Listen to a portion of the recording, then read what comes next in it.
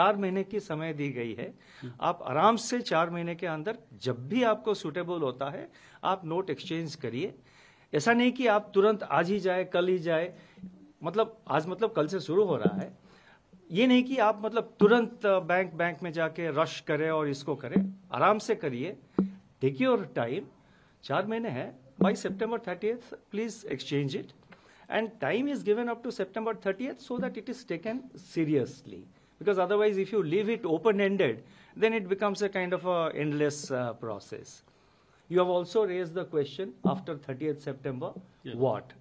Now we expect most of the notes to come back. That is our expectation at this stage.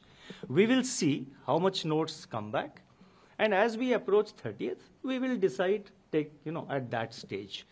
And the legal tender character, we have said that it continues. We have not said that, this will happen or that will happen.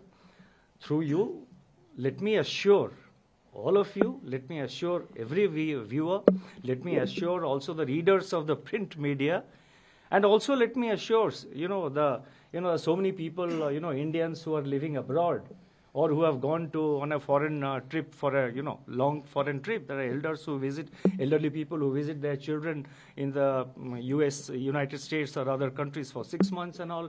There are many Indian youngsters with H-1B visa who are working in the US and other places. There are many Indians who live abroad. Through you, let me assure the people who are abroad, the people who are now in the foreign countries, and let me assure people who are within India, कि जो भी कठिनाइयां आप face करते हैं, we will be sensitive to that. Whatever difficulties or whatever representations we come across, it will be our endeavor to address the difficulties of the people and to complete the entire process in a smooth manner. So इसीलिए चिंता की कोई कारण नहीं है, आप आराम से एक्सचेंज करिए नोट।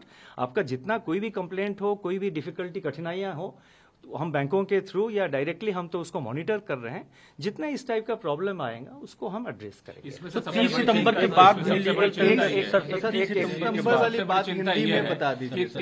30 सितंबर वाली बात आप हिंदी में बता दीजिए सर। नहीं आप सर देखिए मैं आता हूँ। नहीं सुनिए आप 1 by 1 करिए ना। मैं पहले आप एक बार state that it will not be banned after 30। Sir एक मिनट सर, आप हिंदी में सितंबर 30 की बात कर रहे हैं, एक तरफ लीगल टेंडर रहेगा, नहीं मैंने सुन लिया, आपका क्वेश्चन सुन लिया, मैं अभी उत्तर देता हूँ, लेकिन एक एक करके पूछिए ना। अगर 4 लोग पूछेंगे तो मैं स्टेटमेंट जो आपने सितंबर 30 के बाद क्या होगा लोगों को, देखिए September 30th का एक हमने टाइम इसीलिए स्पेसिफाई किया है ताकि हमने जो ये अनाउंसमेंट किया है उसको सीरियसली लिया जाए। आप किसी भी एक्सरसाइज में, किसी भी प्रोसेस में अगर आप एक डेट नहीं देते हैं तो और उसको ओपन एंडेड ऐसे ही खुला छोड़ देते हैं तो सीरियसली नहीं लिया जाता है। इसीलिए हमने ये डेट दिया है कि 30 सितंबर तक आप रिटर्न करिए।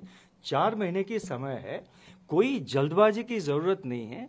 आराम से आपको जब भी टाइम हो आप नेक्स्ट September 30th तक आप आराम से आके उसको एक्सचेंज करिए या अमाउंट अपने अकाउंट में, खाता में डिपॉजिट कर दीजिए।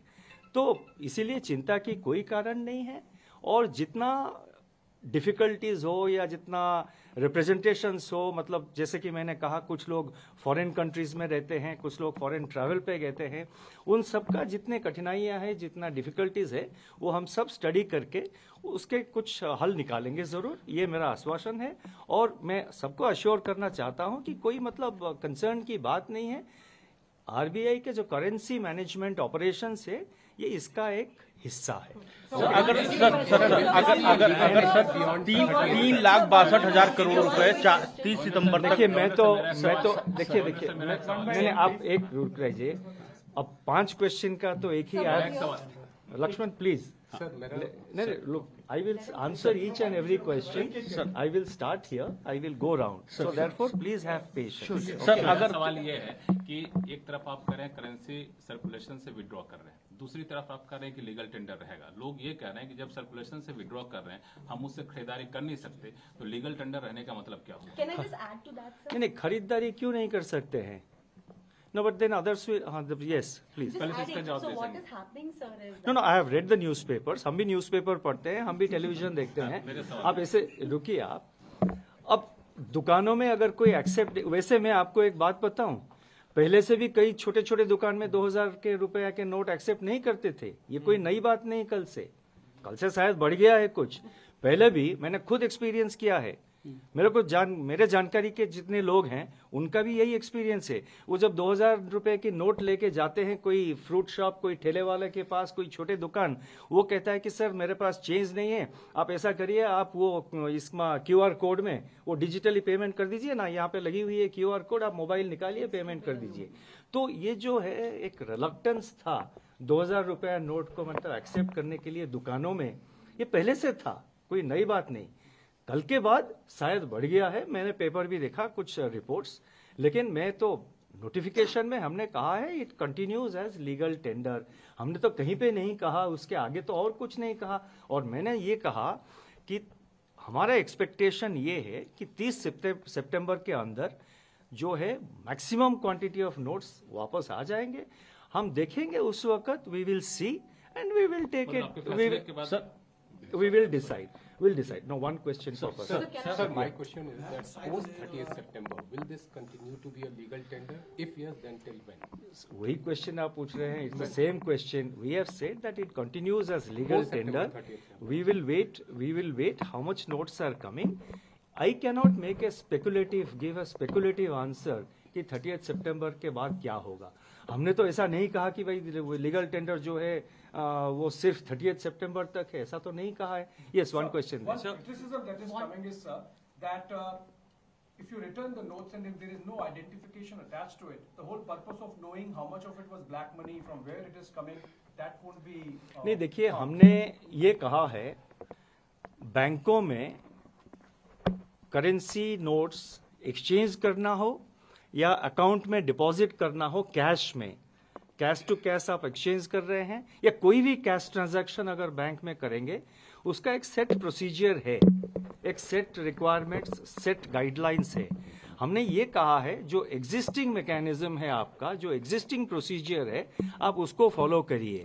हमने कोई एडिशनल प्रोसीजर नहीं लगाया है।